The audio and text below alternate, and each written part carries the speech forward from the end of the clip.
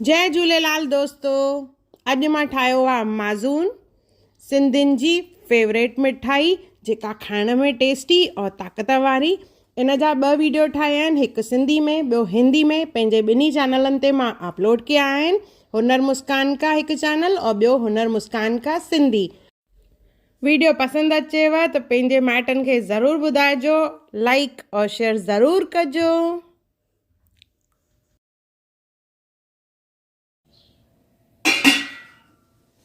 जय झूलेलाल दोस्तों, मां मुस्कान आहूजा और तव्हांजो स्वागत आहे मुंहिंजे चैनल हुनर मुस्कान का सिंधी ते।